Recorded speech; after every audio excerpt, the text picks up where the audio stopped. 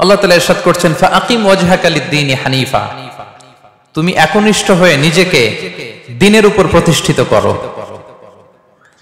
ফিতরাতাল্লাহিল্লাতী ফাতারান নাস আলাইহা, আল্লাহর ফিতরাত বা আল্লাহর প্রকৃতিকে অনুসরণ করো, যেই প্রকৃতির উপর আল্লাহ মানুষ সৃষ্টি করেছেন। লা তাবদীলা লিখালকিল্লাহ, জেনে রেখো আল্লাহর সৃষ্টি কাঠামোর মধ্যে কোনো পরিবর্তন, কোনো পরিবর্ধন, কোনো বিকৃতি নেই। যালিকা দ্বীনুল কাইয়্যিম, এটাই সুপ্রতিষ্ঠিত দ্বীন। ওয়ালাকিন্না আকসারান নাসি লা ইয়ালামুন, কিন্তু অনেক মানুষ এটা জানে না। এই হচ্ছে ফিতরাতুল্লাহ সংক্রান্ত সূরাতুর রুমের 30 নম্বর আয়াত। এবার আমি এটার ব্যাখ্যার দিকে যাচ্ছি। তো এই আয়াতে আল্লাহ তাআলা বললেন আমরা যেন আল্লাহর ফিতরাতের অনুসরণ করি। আল্লাহ যে প্রকৃতিতে মানুষ সৃষ্টি করেছেন এর অনুসরণ যেন করি, এবং আল্লাহর সৃষ্টির মধ্যে যেন কোনো বিকৃতি আমরা না করি, আকৃতির যেন কোনো বিকৃতি না করি, কোনো পরিবর্তন না করি, কোনো পরিবর্ধন না করি। অর্ডারটা কার? সবাই আওয়াজ করে বলবেন, আদেশটা কার? আল্লাহ বললেন ফিতরাতের অনুসরণ করো এবং আমার সৃষ্টির মধ্যে কোনো পরিবর্তন করো না, পরিবর্ধন করো না, বিকৃতি করো না। এখন ফিতরাত মানে কি? হোয়াট ইজ ফিতরাত? What is the essence of ফিতরাত? সম্মানিত শুধু ফিতরাত মানে হচ্ছে ইসলাম। আওয়াজ করে বলুন, ফিতরাত মানে কি? ইসলাম। পৃথিবীর প্রতিটা মানুষ ফিতরাতের উপর জন্মায়, মানে ইসলামের উপর জন্মায়। কিসের উপর জন্মায়? সহিহ বুখারীর একটা হাদিস শোনায়, বিষ্ণু ঈসা ইসলাম ইরশাদ করছেন, কুল্লু মাউলুদিন ইউলাদু আলাল ফিতরাহ ফাআবাওয়াহু ইউহাউবিদানি আও ইউনাসসিরানি আও ইউমাজ্জিসানি। পৃথিবীর প্রতিটি নবজাতক সন্তান ফিতরাত তথা ইসলামের উপর জন্মায়। পরবর্তীতে তাদের ওই সন্তানের বাবা মা তাকে হয় ইহুদি বানায়, নয় নাসারা বানায়, নয় অগ্নি উপাসক বানায়, কিন্তু সে জন্মগ্রহণ করেছে কিসের উপর? ফিতরাতের উপর, ইসলামের উপর। আজকের দিনে ভারতের কোন হিন্দু ফ্যামিলিতে যে ছেলেটা জন্মগ্রহণ করেছে সে মুসলিম হয়ে জন্মেছে, ঠিক কিনা? কথা বলেন, কি হয়ে জন্মেছে? আজকের দিনে কম্বোডিয়াতে কোন বৌদ্ধ ফ্যামিলিতে যেই নবজাতক সন্তানটা জন্মালো সে মুসলিম হয়ে জন্মেছে, ঠিক কিনা? আজকের দিনে যুক্তরাষ্ট্রে কোন খ্রিস্টান ফ্যামিলিতে যে নবজাতক সন্তানটা জন্মালো সে কি হয়ে জন্মালো? মুসলিম হয়ে জন্মায়। পরে বাবা মা তাকে খ্রিস্টান বানায়, বাবা মা তাকে বৌদ্ধ বানায়, বাবা মা তাকে নাস্তিক বানায়, বাবা মা তাকে হিন্দু বানায়, কিন্তু জন্মেছে কিসের উপর? ফিতরাতের উপর, অর্থাৎ ইসলামের উপর। তাহলে সম্মানিত শুধু বিষ্ণু ঈসা ইসলামের এই হাদিস থেকে, সহিহ বুখারীর বর্ণনা থেকে আমরা বুঝলাম পৃথিবীর প্রতিটা মানুষ ইসলামের উপর জন্মগ্রহণ করে, মুসলিম হয়ে জন্মায়। পরবর্তীতে পরিবেশ, শয়তানের ওয়াসওয়াসা, মা বাবার ইনস্ট্রাকশন, এনভায়রনমেন্ট, সার্কামস্ট্যান্সেস, এগুলো তাকে অন্য ধর্মে ট্রান্সফার করে, কিন্তু basically he is a Muslim. Basically সে কি? একজন মুসলিম। তাহলে ফিতরাতের প্রথম অর্থ আমরা পেয়ে গেলাম। ফিতরাতের প্রথম অর্থ হচ্ছে ইসলাম। আওয়াজ করে বলতে হবে, ফিতরাতের প্রথম অর্থ কি? ইসলাম। সব সন্তান, নবজাতক সন্তান ইসলামের উপর জন্মায়। তো ফিতরাত অর্থ যে ইসলাম, এটা এমন ইসলাম যেটা মানুষের স্বভাবজাত ধর্ম, স্বভাবজাত বৈশিষ্ট্য, এবং ইসলামের সবকিছু প্রকৃতির সাথে পুরোপুরি সামঞ্জস্যশীল। আলহামদুলিল্লাহ। ইসলামের যত বিধান, যত আহকাম, যত রুলস এন্ড রুলিংস আছে, কোডিংস আছে, রেগুলেশনস আছে, সব এটা পরিবেশ সম্মত, এটা জীবন সম্মত, এটা রুচি সম্মত। ইসলামের কোন বিধান আপনার রুচির সাথে কন্ট্রাডিক্ট করবে না। সুবহানাল্লাহ পড়বেন না? কি চমৎকার ধর্ম আমরা পেয়েছি, আলহামদুলিল্লাহ। আমি অনেক ফিরিস্তি দিতে পারবো অন্যান্য ধর্মের, ওইদিকে আমি যেতে চাই না, কোন ধর্মকে আমি ছোট করতে চাই না। অন্যান্য অনেক ধর্মের অনেক বিধান আছে যেটা আমাদের আকলে ধরে না, আমার রুচির সাথে যায় না, এটা আমাদের স্বভাবজাত ক্যারেক্টারিস্টিক্স এর সাথে যায় না। কিন্তু ইসলামের এমন কোন বৈশিষ্ট্য কি আছে যেটা আমাদের রুচির সাথে মেলে না? এরকম আছে? একটাও নাই। সুবহানাল্লাহ। তো এজন্য যার ফিতরাত নষ্ট হয়নি সে স্বাভাবিকভাবেই ইসলামের প্রতি আকৃষ্ট হবে। আই রিপিট, যে তার ফিতরাকে প্রিজার্ভ রেখেছে সে বাই ডিফল্ট ইসলামের প্রতি আকৃষ্ট হবে, তার ভালো লাগবেই। এর কারণ এই যে আমরা পৃথিবীতে বসবাস করছি এটাকে বলে আলামুদ দুনিয়া, দুনিয়ার জীবন। এরপরে আমরা যাব মৃত্যুর পরে আলামু আল বারজাখ, বারজাখের জগৎ। এই পৃথিবীতে আসার আগে আমরা ছিলাম আলামুল আরওয়াহ, রূহের জগতে। রূহের জগতের কিছু আমরা মনে করতে পারি না, কিন্তু সেই জগতে আমরা ছিলাম। তো রূহের জগতের এরকম একটা বিশাল কনফারেন্স হয়েছিল। ওই কনফারেন্সের হল রুমে আমরা আল্লাহর কাছে একটা কমিটমেন্ট করেছিলাম, বিশাল কনফারেন্স হল। আল্লাহ তাআলা সাইয়েদনা আদম আলাইহিস সালামের পিঠের মধ্যে হাত বুলিয়ে দিলেন, আর সাইয়েদনা আদম আলাইহিস সালামের পিঠ থেকে অযুত লক্ষ নিযুত কোটি কোটি রূহ বের হয়ে নিচে পড়লো আলোর মতো করে, কোটি কোটি রূহ বের হয়ে পড়লো। তো ওই রূহগুলোর মধ্যে আমাদের রূহ ছিল, আমরাও ছিলাম। তো সেখানে আল্লাহ তাআলা আমাদের একটা কভেনেন্ট নিয়েছেন, একটা এগ্রিমেন্ট, একটা স্বীকৃতি। সেটা কি? আল্লাহ তাআলা সেই রূহের জগতের কনফারেন্সে আমাদেরকে জিজ্ঞেস করেছিলেন, আলাস্তু বিরাব্বিকুম, আমি কি তোমাদের রব নই? আমরা কি বলেছিলাম? ক্বালু বালা ওয়া শাহিদনা, অবশ্যই অবশ্যই আল্লাহ তাআলা আপনি আমাদের রব, এবং আমরা সাক্ষী দিলাম, এবং আমরা সাক্ষী দিলাম। তো ওই যে রূহের জগতে আমরা যে আল্লাহকে কভেনেন্ট দিয়েছি, ওয়াদা দিয়েছি, ওই ওয়াদার কারণে ইসলামকে দুনিয়াতে আসার পর আমাদের বড্ড চেনা চেনা লাগে, আপন আপন লাগে। সুবহানাল্লাহ পড়ে। অনেক বৌদ্ধ বড়ুয়া আমার কাছে এসে দেখা করছে যে হুজুর আমি আপনার ওয়াজ শুনি, ধর্ম কি? কথা বলেন। আর হিন্দু কি পরিমাণে যে মুসলিম হয়েছে এটা তো আর পাবলিকলি আমি অ্যানাউন্সও করি না। কি পরিমাণে হিন্দু ভাইরা যে আমাদের আলোচনা শুনে এসে শাহাদা পড়ে ফেলছে এটার কোনো হিসাব নাই দেশে বিদেশে। এর কারণ ইসলামকে তার বড্ড চেনা চেনা লাগে, ইসলামের বিধানগুলো তার বড্ড আপন লাগে। ওই যে রূহের জগতে আমরা ইসলামের সাথে পরিচিত হয়ে এসেছিলাম। আল্লাহু আকবার। কোটি কোটি রূহের সামনে আল্লাহ বলেছিলেন, আলাস্তু বিরাব্বিকুম, আমি কি তোমাদের রব নই? আমরা বলেছিলাম ক্বালু বালা, হ্যাঁ আপনি আমাদের রব। ওয়া শাহিদনা, আল্লাহ আমরা সাক্ষ্য দিলাম যে আপনি আমাদের রব। সেই রূহের জগতের এগ্রিমেন্টের কারণে এই দুনিয়াতে ইসলাম আমাদের চেনা চেনা লাগে। এজন্য আমাদের কাজ হচ্ছে খুবই কনস্ট্রাকটিভ ওয়েতে ইসলামের বিউটিকে নন মুসলিমদের কাছে তুলে ধরা। কিন্তু ওই সময় তো আমাদের নেই, আমাদের তো বাহাস করা লাগবে। কি করা লাগবে? বাহাস, একের সাথে অপরের বাহাস, একের সাথে অপরের দ্বন্দ্ব, ডিফারেন্সেস, কন্ট্রোভার্সি, এগুলো নিয়ে আমরা ব্যস্ত।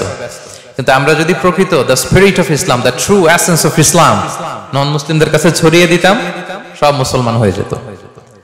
পশ্চিমে আমি দেখেছি তারা স্ট্রিট দাওয়া করে, রাস্তার মধ্যে দাঁড়িয়ে কোরআন নিয়ে বসে থাকে, সুন্দর সুন্দর লিফলেট নিয়ে বসে থাকে, জেসাস ক্রাইস্টের জীবনী নিয়ে বসে থাকে, ওদেরকে এটা গিফট করে, ওদের প্রশ্নের উত্তর দেয়। 2-4 মিনিট দাওয়াতি কাজ করলে ইনস্ট্যান্ট দাঁড়িয়ে ওরা শাহাদা পড়ে ফেলে। সুবহানাল্লাহ পড়তে পারলেন না মজা করে? এর কারণ ইসলামকে তার বড্ড চেনা চেনা লাগে, আপন লাগে, সেই রূহের জগতে সেই এগ্রিমেন্টের কারণে। তাহলে ফিতরাতের 1 নম্বর অর্থ হচ্ছে ইসলাম। আওয়াজ করে বলুন তো, ফিতরাত মানে কি? কুল্লু মাউলুদিন ইউলাদু আলাল ফিতরা, প্রতিটি নবজাতক, অল দ্য নিউবর্ন বেবি, তারা ইসলামের উপর জন্মায়, পরে তাদের ধর্ম চেঞ্জ হয়। ফিতরাতের 2 নম্বর অর্থ হচ্ছে আরবিতে বলে আল কাবিলিয়া, মানে যোগ্যতা। কিসের যোগ্যতা? স্রষ্টাকে চেনার যোগ্যতা, স্রষ্টার বিধান মেনে চলার যোগ্যতা। এই যোগ্যতা প্রতিটা মানুষকে দিয়ে আল্লাহ সৃষ্টি করেছেন। আলহামদুলিল্লাহ, প্রত্যেকটা মানুষের এই যোগ্যতা আছে। ইভেন আফ্রিকার জঙ্গলে, আমাজনের ভিতরেও যে নৃগোষ্ঠীগুলো থাকে, যে ট্রাইবস গুলো থাকে, তারাও চিন্তা করলে স্রষ্টাকে চিনে যাবে। তারা যদি আকাশের দিকে তাকায়, তারা যদি বহতা নদীর দিকে তাকায়, তারা যদি বৃষ্টির মাঝখানে যে থান্ডারস্টর্ম, বিজলির দিকে তাকায়, তারা যদি বাতাসের এই যে ঝিরিঝিরি শব্দ এগুলোর দিকে তাকায়, তার মন, তার ফিতরাত, তার সেই রূহের জগতের কভেনেন্ট তার মধ্যে একটা টিউনিং করবে যে একজন না একজন থাকা চাই, এই কন্ট্রোলার, একজন নিয়ন্ত্রক, একজন মহা ব্যবস্থাপক এই মহাবিশ্বে একজন থাকতেই হবে, ঠিক কিনা? তার মন তাকে সায় দেয়। তাহলে ফিতরাতের 1 নম্বর অর্থ হচ্ছে ইসলাম। আমরা সবাই ইসলামের উপর জন্মেছি। ফিতরাতের 2 নম্বর অর্থ হচ্ছে আল কাবিলিয়া বা যোগ্যতা, স্রষ্টাকে চেনার যোগ্যতা। প্রতিটি মানুষের মধ্যে আল্লাহ তাআলা এই যোগ্যতা দিয়েছেন। তাহলে ফিতরাতের অর্থ মোটামুটি ক্লিয়ার না সবার কাছে? 1 নম্বর অর্থ কি? সবাই বলুন, ইসলাম। 2 নম্বর যোগ্যতা। কাকে চেনার যোগ্যতা? আল্লাহকে চেনার যোগ্যতা দিয়ে আল্লাহ তাআলা আমাদের তৈরি করেছেন। এবং নিজেকে আল্লাহর কাছে পূর্ণরূপে সমর্পণ করাটাই হচ্ছে ফিতরাতের দাবি, কমপ্লিট সারেন্ডার। এটা হচ্ছে ফিতরাতের দাবি। দ্য ডিমান্ড অফ ফিতরা হচ্ছে ডানে বায়ে না, কমপ্লিট সারেন্ডার। এই যে আমরা নামাজে দাঁড়াই, পৃথিবীর সব ব্যস্ততাকে পেছনে ফেলে আল্লাহু আকবার, নিজেকে আল্লাহর কাছে সঁপে দিলাম, ঠিক কিনা? আমরা যখন রোজা রাখি, ঘরের ভেতরে যখন একা থাকি, পৃথিবীর কেউ দেখে না, তৃষ্ণায় গলা ফেটে যায়, তারপরে 1 ঢোক পানি খাই, দিস ইজ ফিতরাত। ইজহার আর রেদা পরে লাব্বাইক লাব্বাইক বলে আরাফাতের ময়দানে কাঁদি, এক সত্তাকে ডাকি, তিনি কে? দিস ইজ ফিতরাত। তাহলে নিজেকে আল্লাহর কাছে পূর্ণরূপে সমর্পণ করাটাই হচ্ছে ফিতরাতের দাবি। সুনান ইবনে মাজার একটা হাদিস শোনাই। রাসূল সাল্লাল্লাহু আলাইহি ওয়াসাল্লাম এক সাহাবাকে বললেন, ইদা আখাযতা মাদজাআকা আও আওয়াইতা ইলা ফিরাশিক ফাকুল। এক লোক রাসূল সাল্লাল্লাহু আলাইহি ওয়াসাল্লাম বললেন, তুমি যখন রাতে বিছানায় ঘুমোতে যাও তখন একটা দোয়া পড়বে। আমরা তো শুধু একটা দোয়াই পড়ি, বিসমিকা আল্লাহুম্মা আমুতু ওয়া আহইয়া, এটা পড়েন আপনারা না? আল্লাহুম্মা বিসমিকা আমুতু ওয়া আহইয়া, এই একটা দোয়াই পড়ি। কিন্তু রাসূল সাল্লাল্লাহু আলাইহি ওয়াসাল্লাম ঘুমের আগেও আরো চমৎকার চমৎকার অনেক দোয়া পড়তেন। ওই সাহাবীকে বিষ্ণু সাল্লাল্লাহু আলাইহি ওয়াসাল্লাম বললেন, ইদা আওয়াইতা ইলা ফিরাশিক, তুমি যখন রাতে বিছানায় ঘুমোতে যাবা তুমি এই দোয়াটা পড়বা। দোয়াটা কি?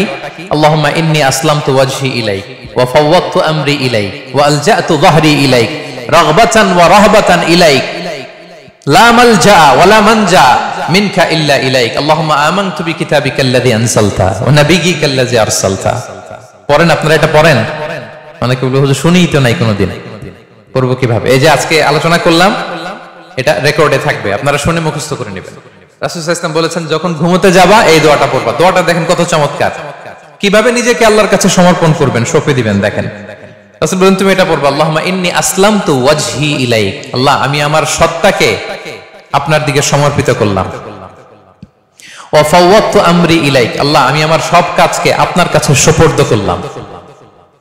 ওয়া আলজাতু যহরি ইলাইক, আল্লাহ আমার পিঠকে আমি আপনার কাছে আশ্রয় রাখলাম।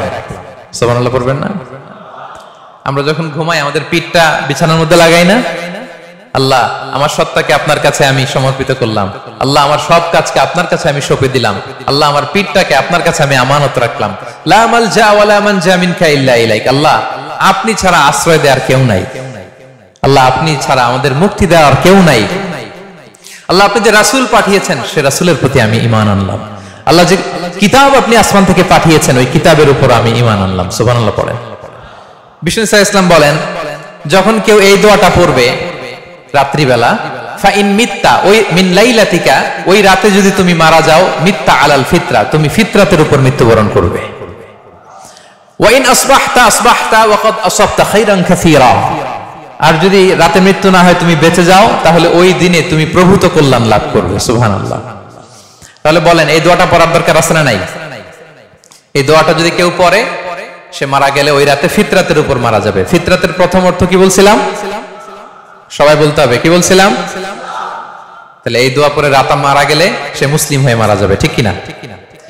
তাহলে ফিতরাত, what is the essence of ফিতরাত? মোটামুটি বুঝে আসতেছে না আপনাদের? টপিকটা একটু নরম হয়ে আসছে না? আচ্ছা আরো নরম করে দিচ্ছি আপনাদের কাছে। এই পৃথিবীতে যা কিছু কল্যাণকর, যা কিছু স্বাভাবিক, যা কিছু ভালো, তাই ফিতরাত। সহজ হয়ে গেছে না? সহজ হয়েছে?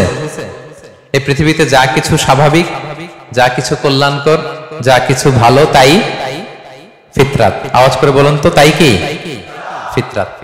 মেরাজের রাতে বিশ্বনবী সাল্লাল্লাহু আলাইহি ওয়াসাল্লাম যখন ঊর্ধ্বাকাশে গেলেন, ঊর্ধ্ব জগতের ভ্রমণে গেলেন, তখন রাসূল সাল্লাল্লাহু আলাইহি ওয়াসাল্লামকে দুইটা বোতল দেয়া হলো। কয়টা বোতল? এক বোতলে দুধ, আরেক বোতলে মদ। আওয়াজ করে বলেন, এক বোতলে, সবাই বলে নাই, আওয়াজ করে বলুন তো, এক বোতলে, আরেক বোতলে, একসাথে বলুন, এক বোতলে, আরেক বোতলে, উতিতু বিইনাআইন। রাসূল সাল্লাল্লাহু আলাইহি ওয়াসাল্লাম বললেন আমাকে দুটো বোতল দেয়া হলো, ফি আহাদিহিমা লাবান, একটাই দুধ, ওয়া ফিল আখিরি খামর, আরেকটাই ওয়াইন মানে মদ। এটা দিয়ে জিবরাইল আমাকে বলল, ফাকিল আলী খুয আইয়াহুমা শিতা, নবী হে যেটা ভালো লাগে নেন। অপশন দিয়ে দিল, চুজ করেন কোনটা নেবেন, দুধ না মদ। রাসূল সাল্লাল্লাহু আলাইহি ওয়াসাল্লাম বলেন, ফা আখাযতু লাবানা ফাশারিবতু, আমি দুধের বোতল নিলাম এবং সেটা পান করলাম। ফাকালা হুদিতাল ফিতরা, আসছে ফিতরাত। এবার জিবরাইল আলাইহিস সালাম বললেন, you are guided to the ফিতরা, আপনি ফিতরাতটাই গ্রহণ করেছেন। আল্লাহু আকবার। আরেক বর্ণনায় এসেছে, আও আসাবতাল ফিতরা, you have taken the right path, you are on the track of ফিতরা। নবী হে আপনি ফিতরাটা গ্রহণ করেছেন, সঠিকটা নিয়েছেন। আমা ইন্নাকা লাও আখাযতাল খামরা, দুধের বোতল না নিয়ে যদি মদের বোতল নিতেন, গাওয়াত উম্মাতুক, আপনার পুরো উম্মাহ ভ্রষ্ট হয়ে যেত, মিসগাইডেড হয়ে যেত। এবার বলেন, মদের বোতল, দুধের বোতল, কল্যাণকর কোনটা? স্বাভাবিক কোনটা? ভালো কোনটা? হেলদি ডায়েটরি কোনটা? তাহলে ফিতরা কাকে বলে বুঝে গেছেন?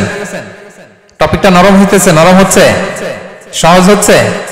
তাহলে পৃথিবীতে যেটা কল্যাণকর, যেটা ভালো, যেটা রুচিসম্মত, সেটাই ফিতরা। সেটাই কি?